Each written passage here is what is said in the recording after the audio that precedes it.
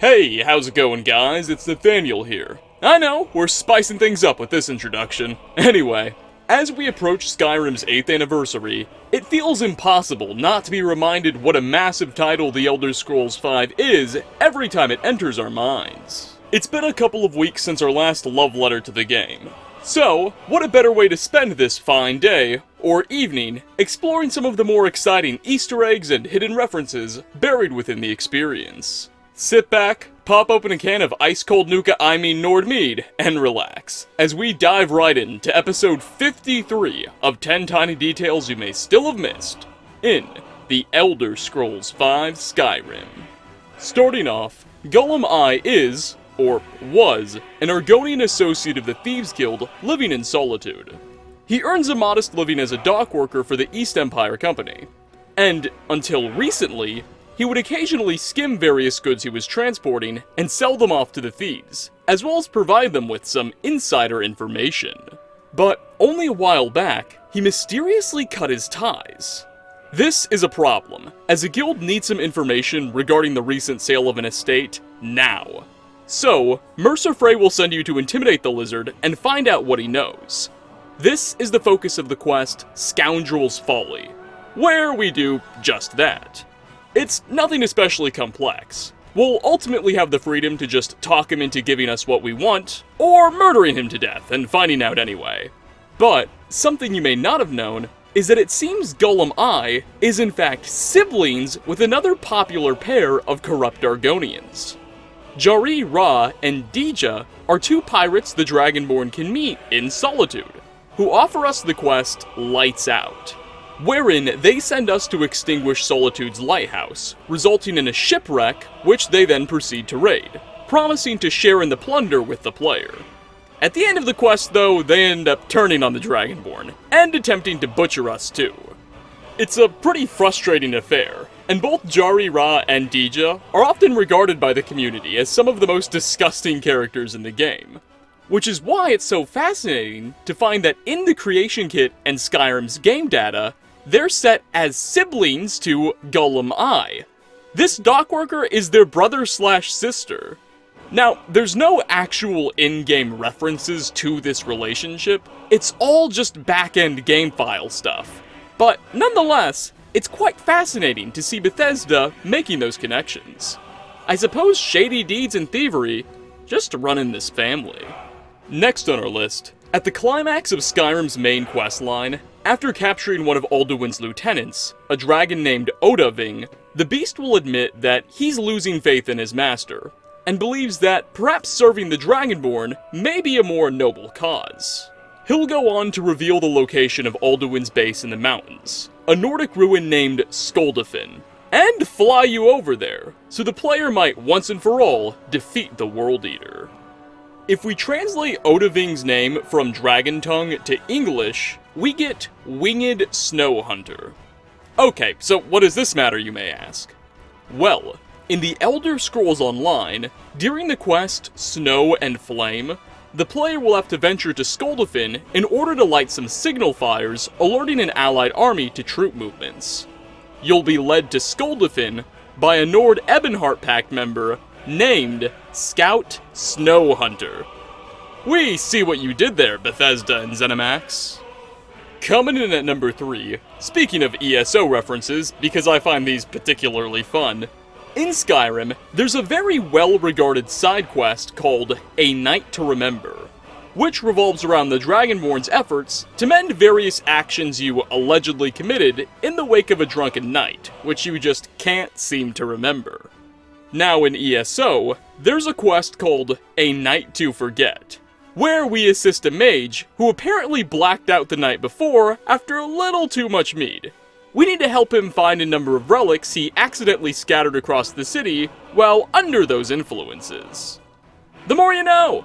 For our 4th spot, this one's also pretty short, and in hindsight, I suppose it seems kind of obvious, however, I still only recognized it this week. Anyway, did you know that arrows, despite penetrating pretty much every other type of NPC, will in fact bounce off of the metallic bodies of Dwemer automatons? This allows you to fire on a dwarven contraption, such as a centurion or one of those weird rolly things, the name escapes me at the moment, and pick up that same arrow immediately afterwards and fire it again, pretty much enabling us to kill one of these robots with a single arrow. Despite the lack of not actually penetrating your targets, which to my knowledge is what causes arrows to hurt so much in the real world, in Skyrim your arrows will still inflict the optimal amounts of damage upon these twisted mechanizations. It's pretty neat though, that someone over at Bethesda thought ahead to ensure that arrow physics would be so well respected. Now if we only could have gotten someone to do the same thing regarding horses and gravity. Halfway through at number 5, whenever you've proceeded through a dungeon and slain all of the enemies inside, once you've emerged, you'll notice that that specific location will have a small cleared tag on your map whenever you highlight it, letting you know, hey, all of the enemies are gone and loot will no longer respawn here. Just as a helpful reminder to prevent you from accidentally traveling all the way across the map to a dungeon you thought was fresh, only to be disappointed.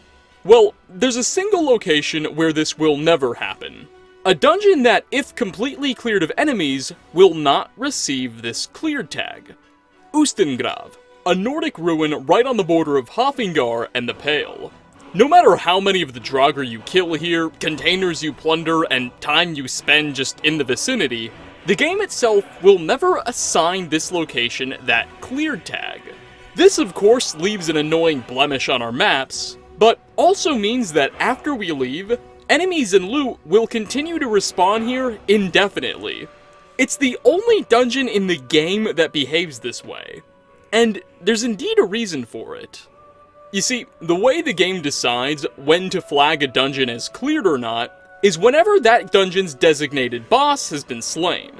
Pretty much every dungeon will have a final big bad Draugr or Dragon Priest that serves this function. However, some secretly have a random enemy towards the back with this designation, so you can kill that final boss and still get the clear tag. This is a surprisingly innovative mechanic. It ensures that just in case there's a single Draugr that gets stuck behind a wall, or just one enemy that we can't find in a location, it won't prevent us from completing the game successfully. But it appears Bethesda just accidentally forgot to assign Ustengrav its final boss, and thus the dungeon can never be pacified. Likewise, we can also use this information to our advantage.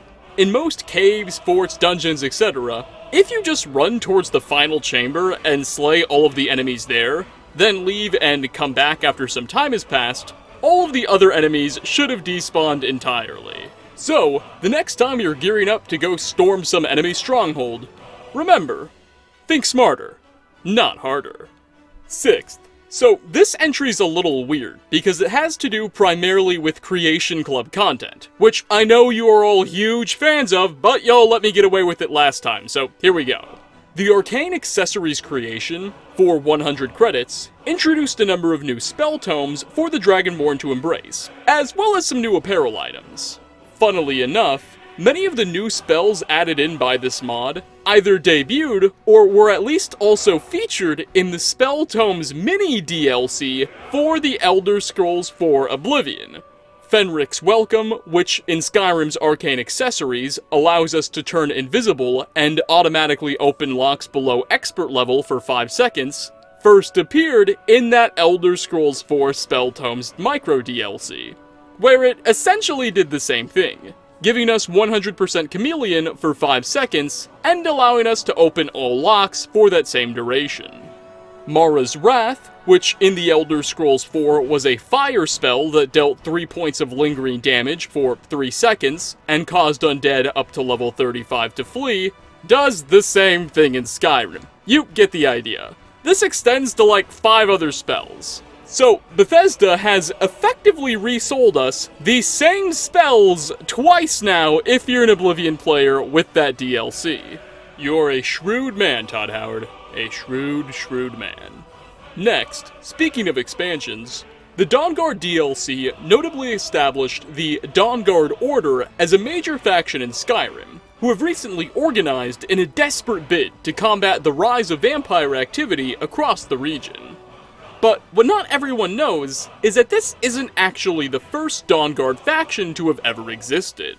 Many thousands of years ago, way back in the Second Era, the Dawnguard were originally formed when the Jarl of Riften ordered the construction of a castle to house his son, who apparently contracted vampirism.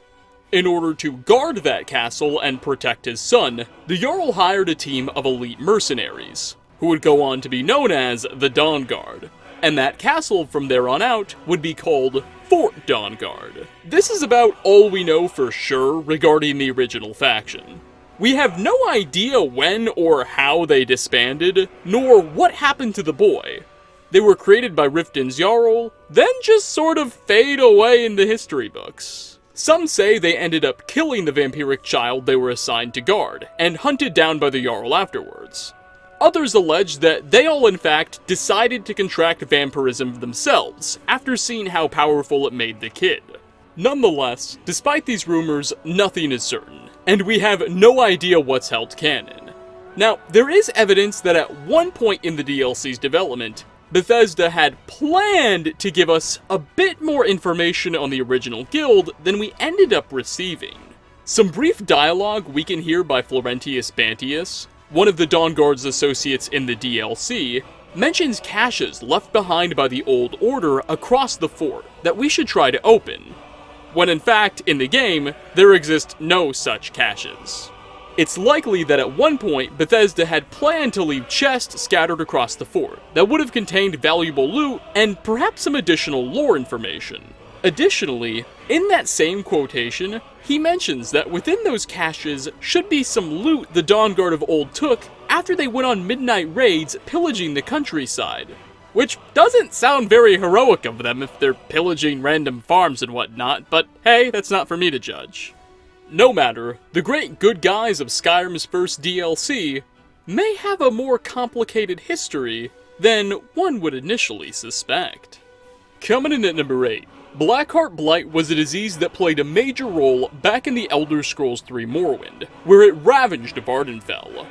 The Blight was created by Dagoth the game's lead antagonist.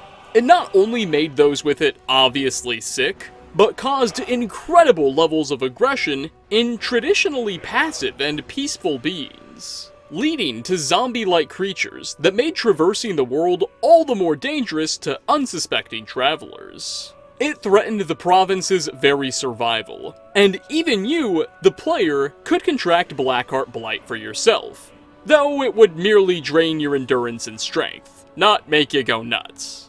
Well, this disease or virus, believe it or not, seems to have almost made it into the Elder Scrolls V too. The Dragonborn DLC, which of course takes place on Solstheim, added in a new magical effect, called Blackheart Blight, to the game's files, that would simply lower the infected's carry weight by a value of 10. However, despite technically being added to the game data, this virus will not appear in normal gameplay, and can only be interacted with via console commands.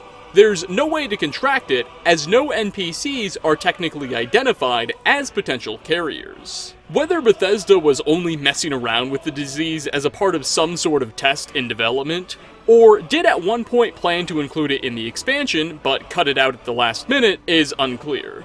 However, I'm sure the good people of Solstheim are glad that the Blight isn't back. Getting close to the end here at number 9, within Silverdrift Lair, a Nord ruin in the Mountains of the Pale, the Dragonborn can find an interesting sight in one of her crevices. A copy of the pickpocketing skill book, Thief, lies in between a pair of skeletal hands, overlooked by a skull, almost as if it's being presented to us in an oddly adorable manner. Now, at first I had figured this was just a funny Easter egg by Bethesda, and that was that. But there is an interesting alternative explanation that I'd like you to consider for a moment. While Silverdrift Lair is inhabited primarily by Draugr, as most Nord ruins are, all throughout the location are the bodies of dead bandits and empty wine bottles. What I suspect Bethesda means to imply happened here is this. A tribe of bandits looking for shelter found this ruin one day, and thought it to be empty. So they decided to enjoy a night of heavy drinking and partying. In their wine-fueled stupor, some of them played around with the skeletons, posturing their remains in funny poses. Which is how we got this scene. Eventually, of course, they had to have awoken the Draugr, who probably didn't take too kindly to their presence, and the rest is, as they say, history. And finally, last on our list, speaking of dungeons, Duskglow Crevice is one of my personal favorite in the game, as it too has a pretty cool backstory. Duskglow is a Falmer-occupied cavern. However, at the very moment we arrive, it will be in the process of being attacked by a tribe of bandits. That's right, bandits are storming this Falmer cavern. Apparently the creatures here have secretly been sneaking up to this bandit clan's camp, and stealing from them in the dead of night. Recently they figured it out, and they've had enough. Despite being humans and elves too, the bandits will still be hostile to us, of course, saying they can't let the player, quote, steal their kills. But it's quite a funny affair regardless. What's more, is that when we first enter the cave, we can spy on a couple of bandits who will be guarding the front entrance, and listen in on the following conversation. The boss is going to cut those creepy cave people to pieces. I hope one comes running up here so I can stab it right in the face. Yeah, it'll teach them to steal from us. One of them took my good helmet. Now, hilariously, it appears that we can in fact find the very helmet this bandit is talking about. Towards the end of the dungeon, there's a large sort of loot room, where the Falmer had been storing many of the treasures they've acquired over the years. And sitting on a table towards the back will be a single leveled helmet, matching with the bandit's armor set, implying that it's his. Unfortunately, I will admit there's no way to guarantee for sure this is the case, but come on, it seems relatively obvious. It's just a shame that we'll never be able to get it back to him. And with that, you know the drill, we are going to wrap up our 53rd edition of 10 Tiny Details You May Still Have Missed in The Elder Scrolls V Skyrim. Thanks so much for stopping by, everybody. If you have a detail you'd like to submit, please do not hesitate to do so. Just make sure you include the word detail somewhere in your comment. What I do now is when I'm looking for suggestions, I'll filter through the comments and view the ones with that specific word. So, if somewhere in your comment you include, hey Nate, this is a tiny detail, or something like that, I'll probably see it eventually. With over 530 covered so far, you better believe I appreciate any help I can get when scouring Skyrim for facts. Anyway, as always, like ratings are very much appreciated. Again, thanks for watching, and I hope to catch you all in my next video. Peace out, everyone.